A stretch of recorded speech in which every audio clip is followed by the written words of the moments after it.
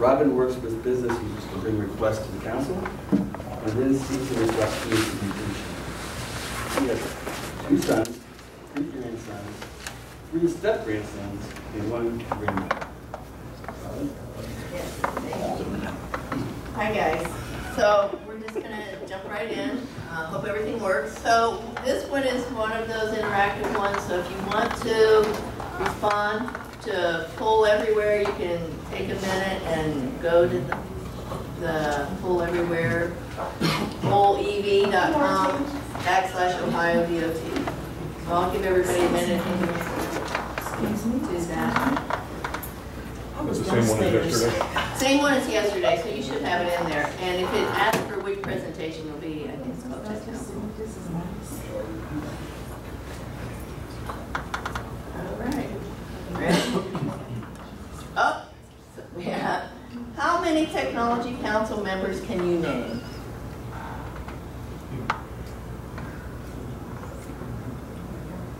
It's 2 and 1. 2 is my answer.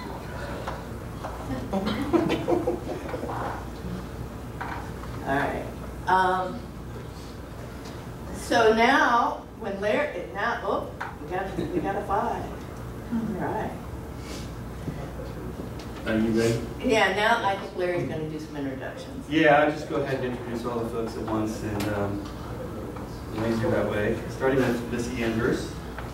Missy was instrumental in the formation of the Tech Council and the Enterprise Architecture Plan. She currently heads up the PMO in the Central Office, Division of Information Technology, but previously worked in District 7 for 18 years in the construction and IT offices. Introduce her author, Kathy Germany. Kathy serves as the Tech Council co-chair. Kathy has been with ODOT for 34 years, 27 years working in the district IT department, including 16 years managing the department. Since 2011, Kathy has served as the District 12 BHRA. I don't know what that This is human resource. Kathy was instrumental in developing the 105 Strategic Technology Plan, working with the Tech Council to do it in Missy Andrews. Okay. Josh Bowman. Josh was supposed to be here, and I don't see him. Okay. I'm going to go ahead and just talk about Josh for a second, though, anyway. Josh is a transportation engineer for the construction department from District 7 and has been with ODOT for just over 17 years. Josh is married and has 3 children comprised of twins that are 8 and an oldest child that is 10. He enjoys spending time with friends and family, as well as outdoor activities such as hunting and fishing. So he's probably out fishing. Matt Walter. Matt has worked at District 3 for 19 years. During that time, he spent 9 years in construction as project engineer, 6 years in the Roadway Services Department, and 2 years as the Wayne County Administrator. He has spent the past 1.5 years as District 3's LPA manager. He is a registered engineer and surveyor. Okay. Dave Spencer. Dave serves as the council co-chair. Dave is also the deputy director of the Division of Engineering, which is responsible for policy implementation and technical support in the areas of consulting services, CAD mapping, real estate services, hydraulic, structural, geotechnical, pavement, and roadway engineering. Previously, Dave served as a planning and engineering admin for ODOT District 5, where he leads a talented, dedicated team of individuals responsible for all activities related to project development and delivery. Drew Williams. It's hard to get Drew nailed down. I think he's fishing with Josh, I think. Drew serves as the Office Administrator for Tech Services in the Division of Planning, overseeing various operations such as geographical information systems, highway performance monitoring systems, traffic monitoring, and asset management. Andrew is a 20-year-plus transportation professional with ODOT, including over 17 years of experience in the areas of asset management and transportation systems development. Andrew has designed, collaborated on, and worked to implement several of the infrastructure systems being utilized by the department. Ohio is widely considered to be leader among states in infrastructure data collection and analysis. Jack Gerstetter? Jack has worked, where is he? Oh, there he is. You were hiding back there. Jack has worked at ODOT for 31 years, almost exclusively in IT. Currently, Jack works in the Office of CAD and Mapping as project manager. During his time at ODOT, Jack has assisted multiple people and groups across ODOT. His experience has provided him with a broad perspective of ODOT technology needs and solutions. Finally, we have Hiram Crabtree. Hiram has worked at District 2 for 25 years. During that time, he spent 20 years in the District IT department. In the past 5 years as a District 2B HRA. Hiram is married and has 2 children, daughter Amanda, age 11, and son Dylan, age 8. He enjoys spending time with friends and family, as well as doing outdoor activities such as hiking, cycling, and swimming. Very good. Thanks, Larry. Larry had the worst job as a moderator. All right, so I'll just click through these. Just a recap of who is here. And so, non-voting members. Missy, Charles, and I are non-voting members. It's just the 11 people on the council that vote. So, not here today, and these weren't on the list that Larry read, is Rich Schatzer from District 2, Brendan Schlachter from District 3, Carrie Betzing, 10, and Sarah Downs in Central Office. You can see we have a lot of people on the council whose names start with S and with ER. It gets confusing. All right. So, past members. There's been several people that you may know who have been on the council and rolled off. James Young, I think, was instrumental in getting this started. He was formerly the DD of engineering. Mike Dott served for about 4 years. Matt Downs was on it very briefly, and then he got pulled off for Oaks. Kirk Slusher, District 1. Robin Penowit-Raby, District 8. Janet Treadway, Kevin Fayant, and Frank Phillips, District 4. So, besides the council members, the council had in its charter states that it can form committees to help do some of its tasks. And right now we have 2 committees that we're working with. The Mobile App Request Committee, which is Tom Buckler, District 4, Dwayne, 7, Josh, I don't know how to say Josh's last name, District 8, John McAdam, John I think's here, yep, Central Office, Daryl New in District 9. And then we have a change review committee. And this is the change review. Missy, do you want to talk about why we do change reviews? If we have a project that is running past time and we need to change the date, depending on the impact and the money to that project, it goes to this change review committee. There are some that I can just approve, there's some that has to go here, and then there's some that has to go to the entire council, depending on the impact of the project. Okay. All right, so how are new members chosen? And this is one that you're going to vote on your phone. So are they voted on? Is it a volunteer basis? Is it rock, paper, scissors?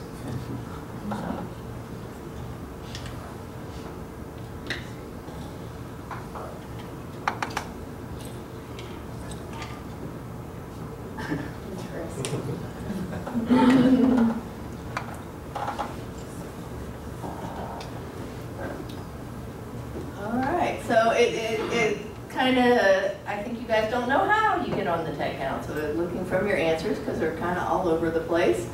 43% think that you can volunteer to be on the council.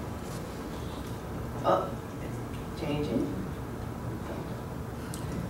So how are members chosen? So members are nominated by management, and I believe that this is a discussion that happens at the DD meetings where they talk to the DDs about if there's anyone in their area they want to nominate, and there's a form that they can fill out to do that.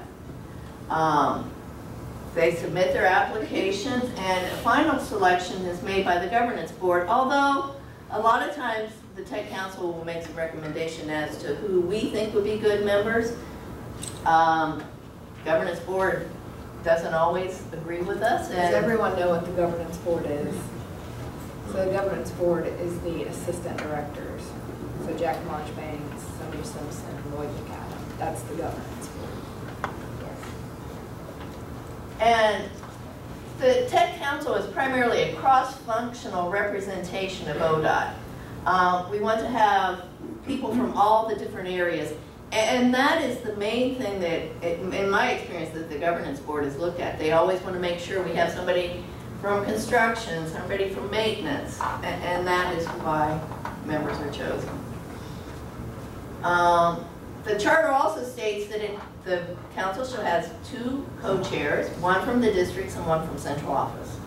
And that is the case now with Dave and Kathy. And it also, the charter states that it should be comprised of 7 district people, 4 central office members, and that no more than 3 members will be unclassified. So. And the reason that is that we want the council to be sustainable through an election. Yes, we don't want half the council to be gone, or 2/3 of the council to be gone in a change of administration. So, I go backwards. Members serve a 3-year term. Every year in July 1st, we're on the same fiscal year calendar. 3 members roll off, 3 new members roll on. So we start the nomination process usually about May, June, and it doesn't take a real long time. And traditionally, we get about 7 or 8 people that are nominated for those 3 positions. Except that because it's 11, the 3 doesn't always work out. So every 3rd year, then 4 people roll off, and we get 4 new members. Co-chairs are a little bit different. Co-chairs are appointed by the governance board. Okay, so why do we have a tech council? What's a little bit of history behind that? So the AD started the Enterprise Architecture Project in 2013. At that time, ODOT had either completed a number of critical IT initiatives or they were in progress. I think this is when EIMS was starting up, Kronos had just finished, or a lot of things were happening at that time. So, but it was also the case, which is still the case, that there's a lot of mission critical system that needed to be replaced. So even with all of this transition happening, there was no integrated or enterprise-wide plan for how the various systems should all work together. So the strategic enterprise architecture design was initiated to provide a blueprint or framework for aligning all of the current needs and future needs. It was pretty extensive, and Kathy or Missy, you want to talk about some of the... Well, we work with enterprise architecture to develop the charter, to develop the policies of selecting how we would select projects, the scoring of the projects. It was very, very extensive. I think we worked on it for about 6 months before it was in place. It was approved by the governance board for the policies and procedures. And part of it too, they documented all of the current systems, designated which ones were due to be replaced or, were obviously old and in need. And they also gave us direction and initiatives on what we should be focusing on, like getting things off the mainframe system, reducing our footprint as far as applications and things like that. So. Okay, so what do we do? Tech Council, their charter states that we should align the technology project that we're currently looking at with the strategic initiatives of ODOT. One of our goals is to reduce the technology footprint and we group similar business requests together when it makes sense. So sometimes we'll get requests from different groups that want similar things, and we try to look for those things and come up with one solution that'll work for everyone. But it also applies a consistent interface between IT and all the business areas. I think this is one place maybe where we need to do some more work, and we've been working on this for a few years, trying to get the business people to know that they can come to Tech Council, to get the word out of what we do and how, if they wanted something, what is the process for coming to us so that we can implement something. And this is all done independent of the IT. Tech Council delivers an annual strategic technology plan with a 1- and 3-year outlook. So we have the plan for what's going to be happening now, but we also try to get the business to look forward to, you know, what are my needs going to be in 3 years? And Missy, I don't know if you want to talk about the work that we did there last year, going out to all the business areas. We just met with every business area and we had them create their own technology plan for the year. And then the thought is that we'll go back and revisit with them every year to see how we're doing with completing their technology needs. And I think it helped the business areas to think about, oh, you know, we have this that's kind of on its last legs. We need to start thinking about replacing things. It was also a way for IT not to get hit at the last second with IT initiatives that the business started up and didn't talk with IT. And then we had to change the priorities of IT because we had to stop and then help the business group facilitate the technology. Okay, so what is on the strategic technology plan? We have a prioritized list of projects. Tech Council does a prioritization. It lists some pilot efforts, RFPs, research projects are on the plan just so that we can know that they're on everyone's radar and we can track them. And annual federal data submissions, which are ETRS, NBI, because those take a lot of business resources as well as IT resources. right. What's not on the plan? Maintenance projects. Maintenance projects don't go to the Tech Council. IT optimization projects, most of the time those are mandated by the state, so they are also not on the plan. Most infrastructure projects do not get put on the plan. However, previously when Charles was the administrator, he would come and talk to the council and let us know what he's doing for the year. And there's also certain business groups as far as like maintenance goes, Buckeye Traffic, Ellis, they have consistent maintenance or enhancement cycles every year. So they come and talk to the council as well. Hey, this is what we're going to be doing for the year. Because again, it takes IT resources and business resources. Okay, so I know this may be a little bit hard to read. This is the Strategic Technology Plan for this year, 2018 through 2020. It's on the Technology Council site and shared documents if anybody wants to go out and look for it. So there's a lot of things that are on the plan. First of all, the prioritized list, you can see that our #1 priority right now is the current bill replacement. Buckeye Traffic 2.7 is next. It's almost, I think, done, but several of the ones on the plan this year are ready to complete. So let's talk a little bit about the prioritization here. That is the prioritization based on Tech Council, and there's multiple factors that go into that prioritization. Then this gets pushed up to governance, and governance gives their blessing over this plan. Then it goes to IT for delivery. Now, IT can change that priority based on the resources that they have available at the time. So if number 16 is a quick win and they have resources that are available, then by all means work on number 16 and get it done. But the priority is still current bill is still the first one, but IT has the flexibility to move these around. Number 16 is not a good one. No, it's not. Yeah, and we also track some funding stuff here. Yeah, John? What is the TC score? Tech council That's score. how we score it. So there's multiple So factors. I think we have a slide here in a minute that's going to talk about scoring. No, but that doesn't match the priorities. That's- Correct. Correct. Yeah, And and there's more than just score that goes into factoring that priority.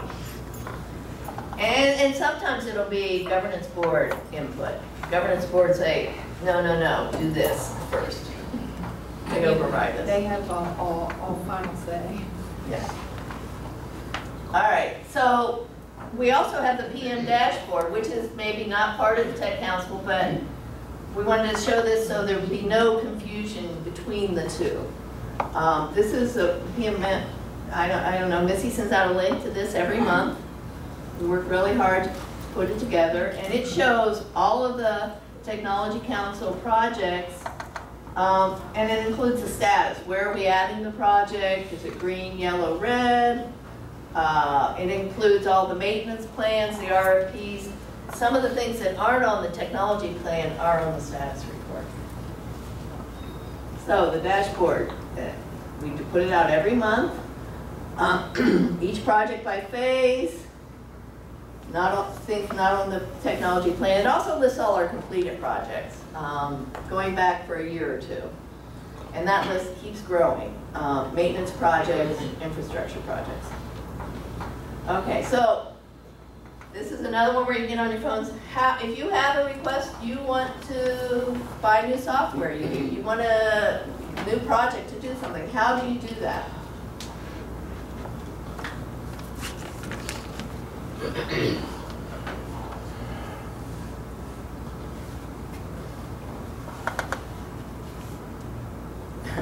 Very carefully.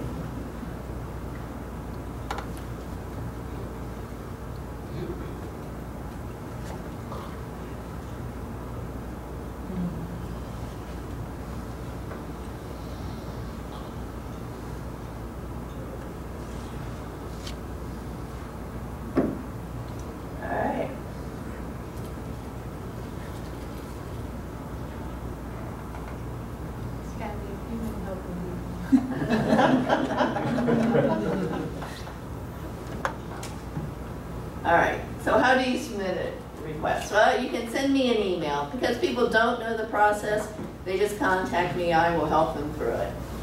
On the Tech Council SharePoint site, there's forms available to be submitted. And that's where I send people if they come to me. But we're also have been working on a new initiative that we're going to take everything out of SharePoint and put it in ServiceNow. Everything we do now is a very manual process. Sometimes it's hard to keep track of, oh, that form that was submitted 2 months ago, where is it in the process? And so it's part of the move to move a lot of things to ServiceNow. This will allow everyone to have one starting point for all demand requests. We get demand requests for mobile apps, and those go a slightly different path than a request for a major project. And the PMO is also moving all of their PM functions into ServiceNow. So, once we get that request, what review process does a request go through before it gets to the Tech Council? And again, you guys can vote. This one's a little hard to see, but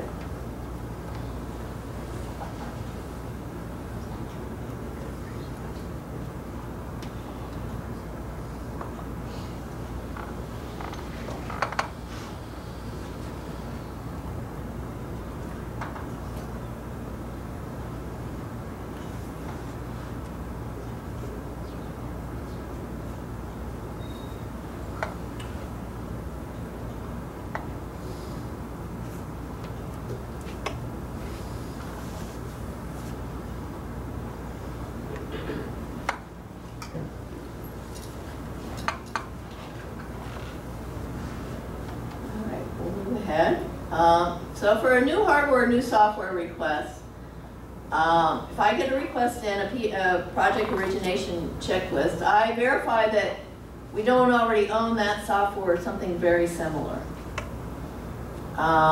Then I have a standing meeting with the endpoint computing team and the IT security meeting every Tuesday.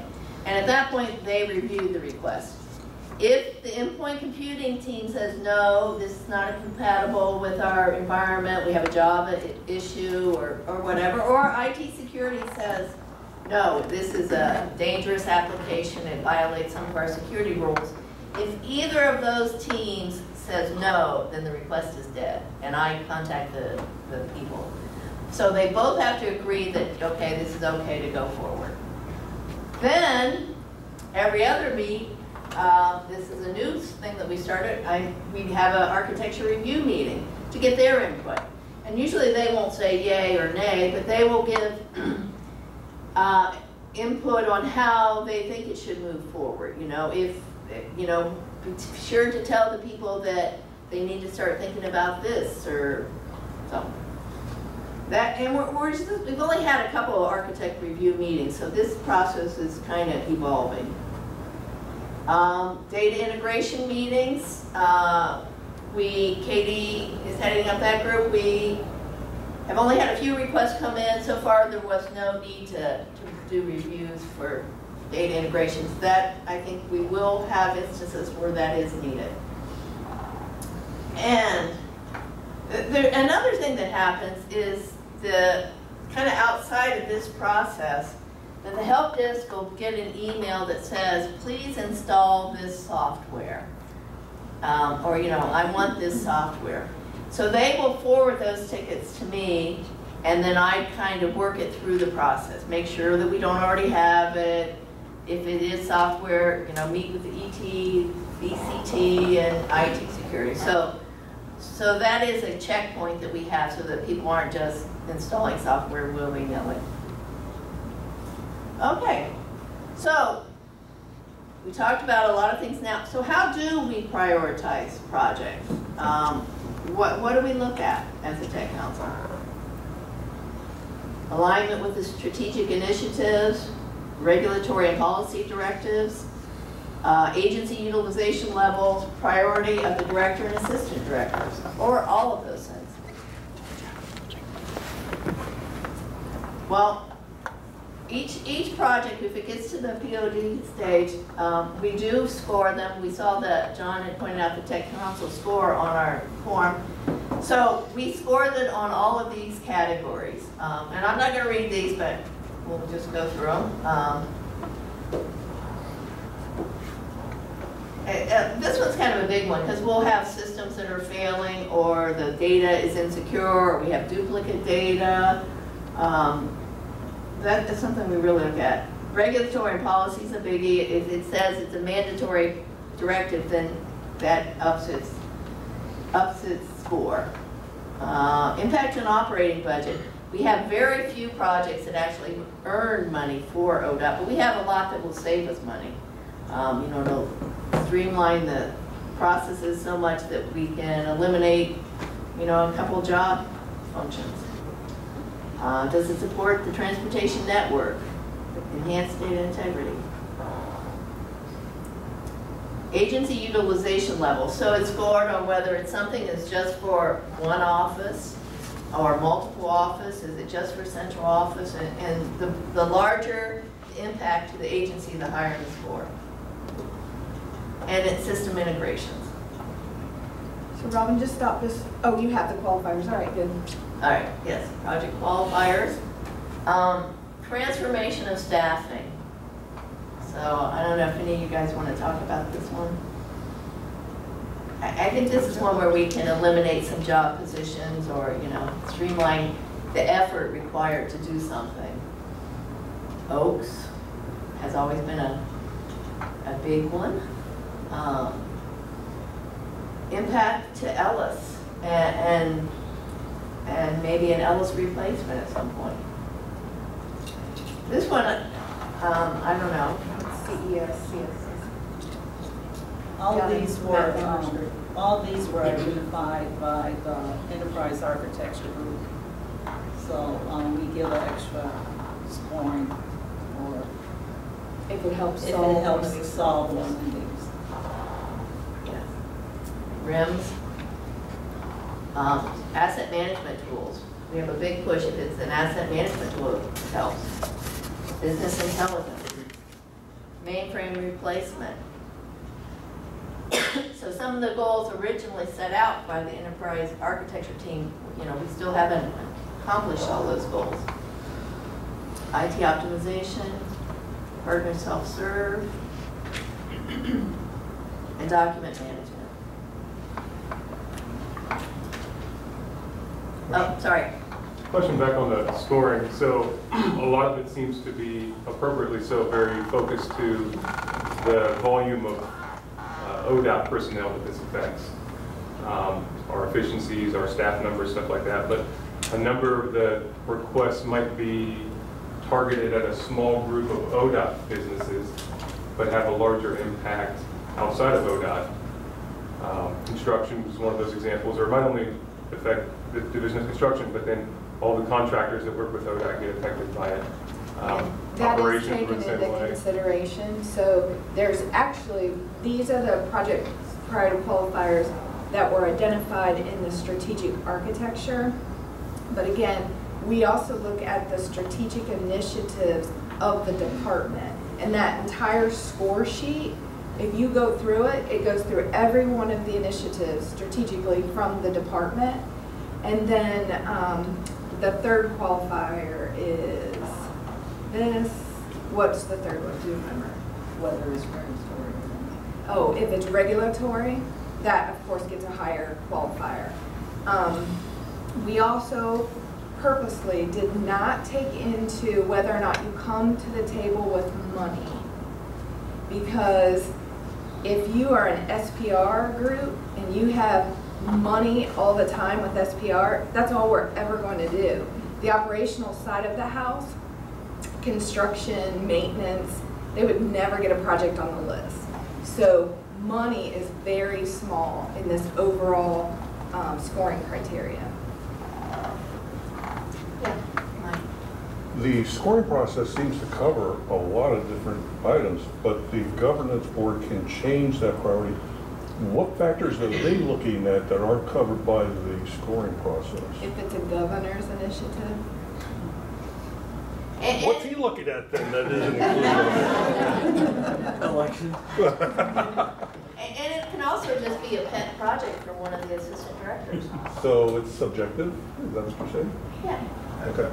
yeah, for the most part, it's really about the governor's initiative more so than a pet project, because I don't know that we've had We haven't had Too too many. that- We had some stuff related to our smart lane project, some Buckeye traffic stuff that was elevated in priority based on the governance board's prioritization. But it's infrequent that happens. So EIMS scored very low. Oaks scored low. We were told by the governance board, Oaks will be number one for the agency. But in the overall strategic initiatives, the enterprise architecture, all of our qualifiers, it didn't score very high. Do they give you any kind of qualifiers for why it's scoring higher so that you can That's the pleasure of adjust? being an assistant director. Okay. Okay. All right, any other questions? All right, some success stories. This is one that Andrew had mentioned, so I'm sorry he's not here. The horizontal grade project was originally estimated at $7 million. Came through the council, and we somehow reduced it down to $2 million by eliminating duplicate efforts. And I don't know, John, were you involved in that one? Not much, no. Yeah. I don't know if anyone else wants to talk about that. So when Oaks failed last year, we fast-tracked all the projects that had been de-scoped from the Oaks effort. Current bill, which you saw at the top of the list. Some of the others that are in progress right now is origami, something that's going in for safety group. Facilities. facilities management, some of the things that we're working on now. And some of the things that happen is the initial screening of requests to help to avoid apps that are non-compatible, redundant, or security risks. So just having that review process that we talked about earlier, where it goes to ECT and it goes to IT security, we eliminate a lot of things before it even gets to Tech Council. And this is where I was going to hope maybe Tech Council members, you have some other success stories you want to talk about.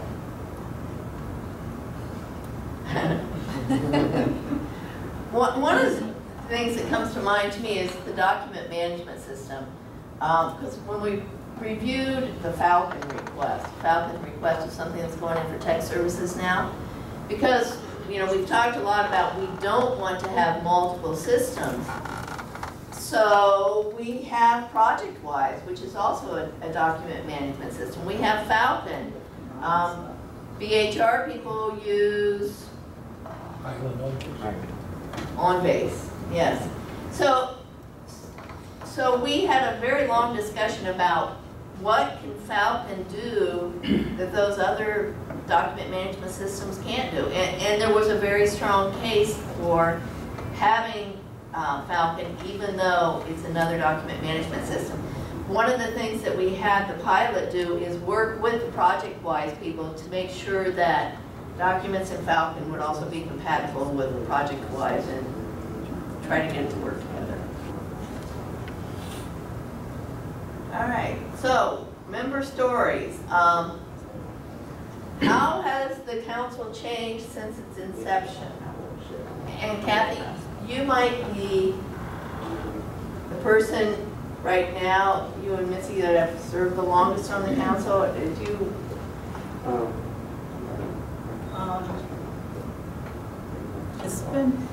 It hasn't really changed. It's been consistent. The initial formation of it was a lot of work. After that, you know, we have our standard policies. We go by them. It's just a transition of members on and off the council. They catch up pretty fast, and so we have a solid. I think we have a solid team. For me, I think one of the things when I first came on the council, when I assumed my current role, is that there seemed to be this idea that the council somehow was responsible for managing the performance of the division of IT, and that's not the case. I mean, if there's an issue with that's outside the council's purview. Our job is to take in and prioritize projects for the division of IT and work with them when those priorities change to make sure that we've got the best chance of success or delivery. It's not our job as 11 members to manage that division. One of the things I think we continue to work on is that collaboration between the council and the division. Missy mentioned earlier this, we've got this list, and we hand this list off every February or March to the deputy director and say, here you go, here's, this is your work plan, so to speak, as far as new projects go. But we also want, it benefits us as well as the division for the businesses to see that, hey, I asked for something and I got it. It's not in this pile somewhere. So if there are opportunities based on resources or the effort it takes to get something done, more than we're okay with the idea that, hey, that's number 17 on our list. You can get that knocked out in a couple of weeks, and you have resources ready and waiting to do it. So go ahead and do it. I think that looks good for everybody. So for me, the biggest thing has been like we want to be viewed as partners with the division, not trying to run herd over the division, and make sure that every time there's a delay or some unforeseen circumstance that we're pointing to IT and saying, this is your problem, fix it. That's not our role. That's not how we want to come across. So I think we're pretty much IT folks in this audience.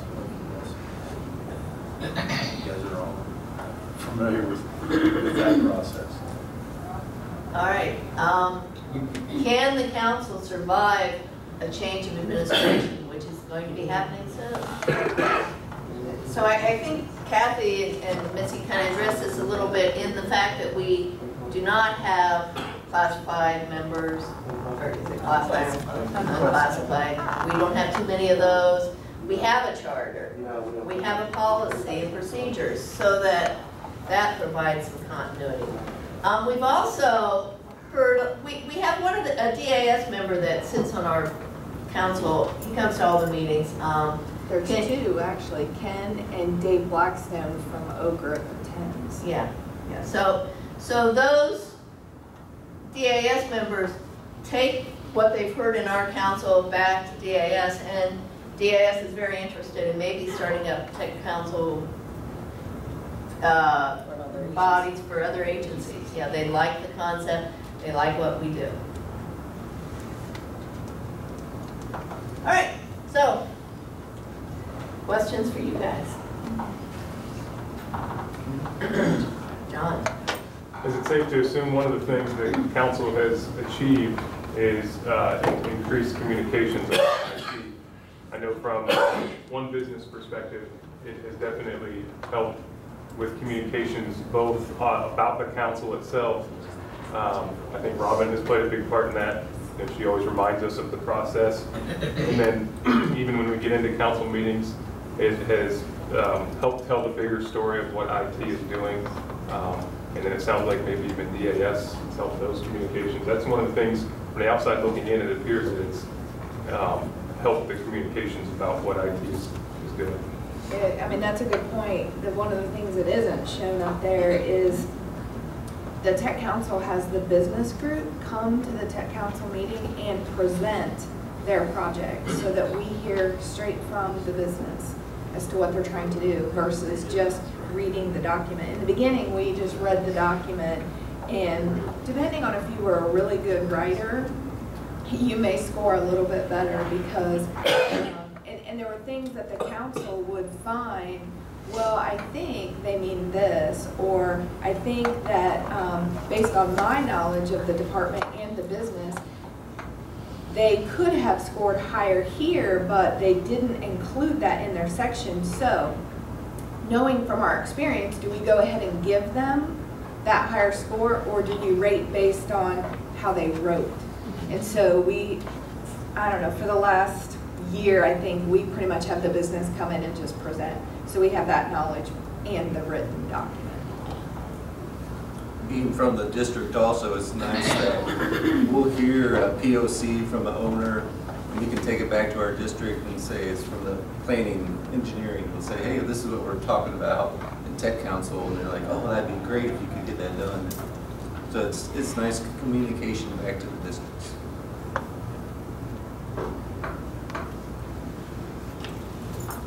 Yeah.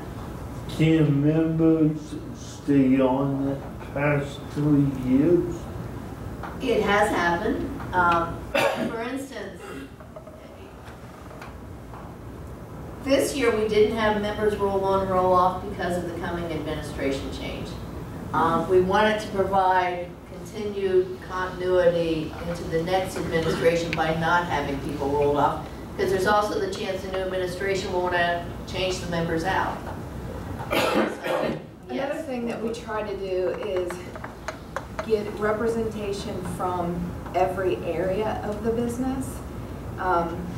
We have multiple people who have spent time in multiple areas within the DOT, and so if we don't have someone that meets that area, you know, we may ask that person just to stay on.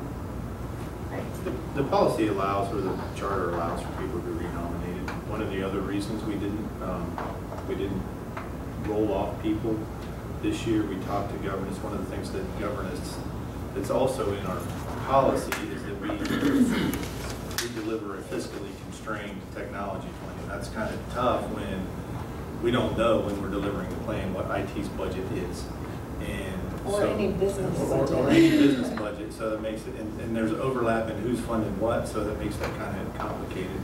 So one of the things that we asked governance was if we could retain the current structure of the council so that we could work with IT on how we can better do that, so that in April of whatever year the governance doesn't get hit with a $60 million request from IT to deliver the strategic technology plan for that year. I think we've worked that out. It wasn't a huge endeavor once we dug down into it. It just really involved some more communication with the division.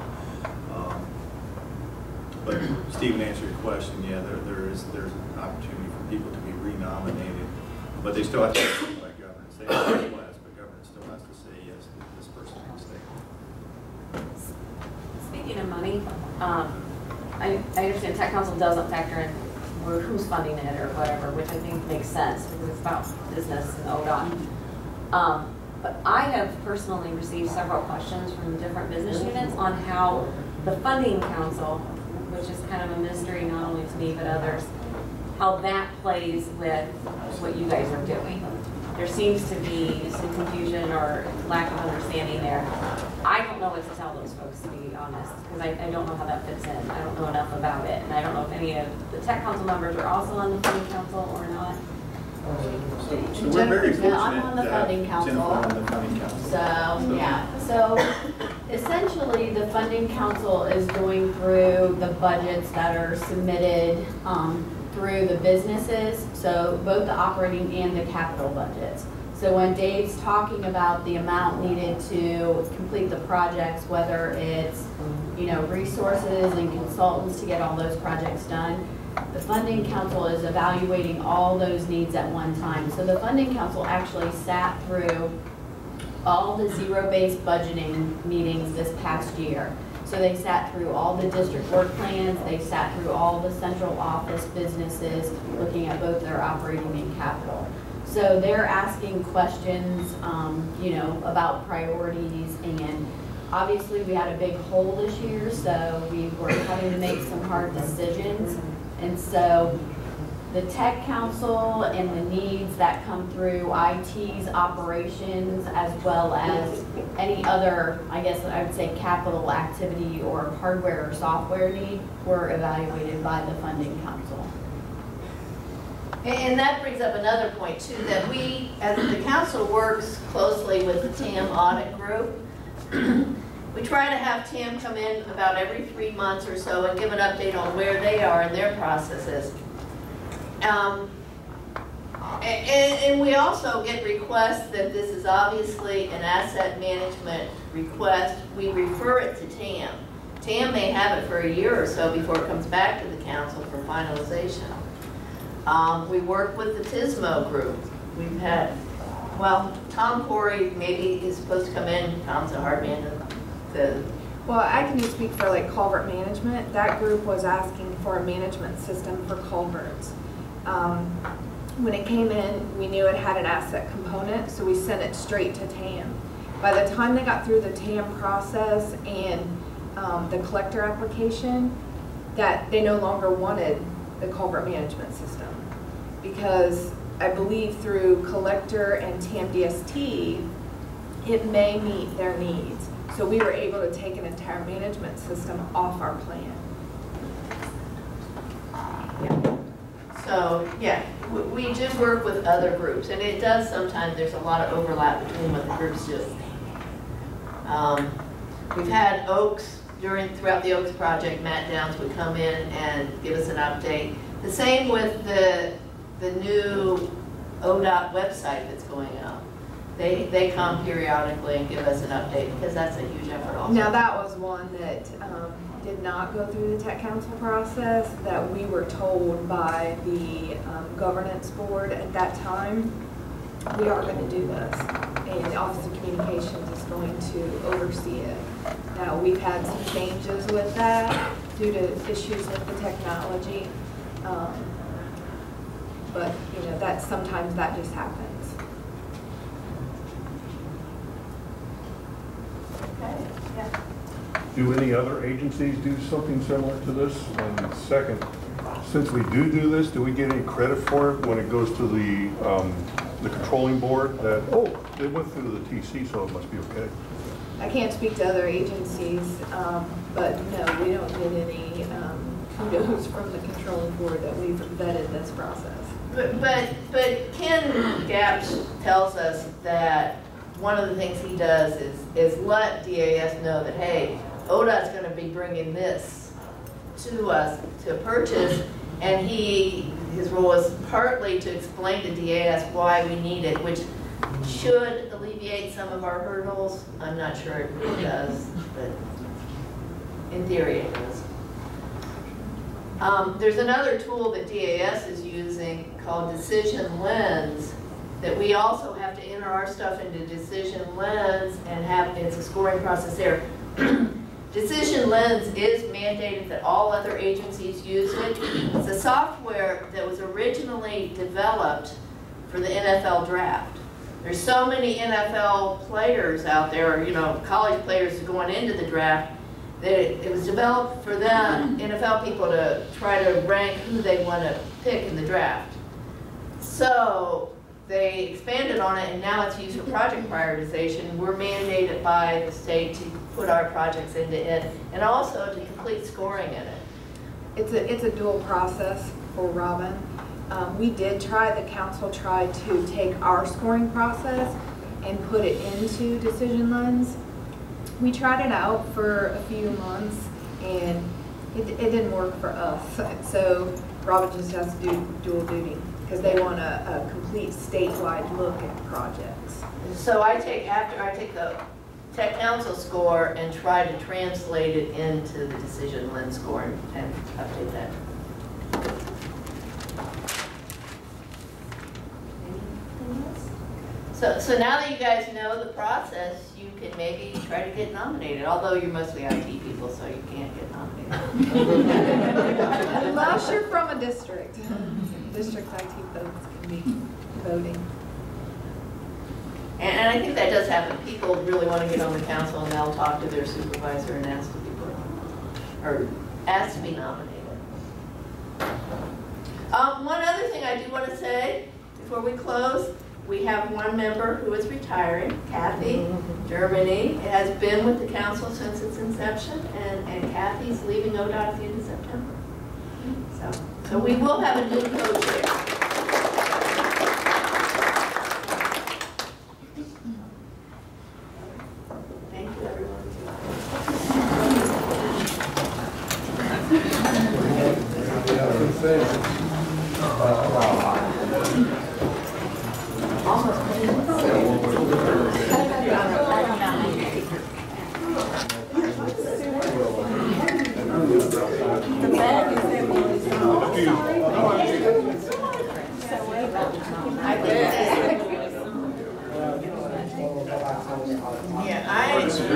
This is my laptop.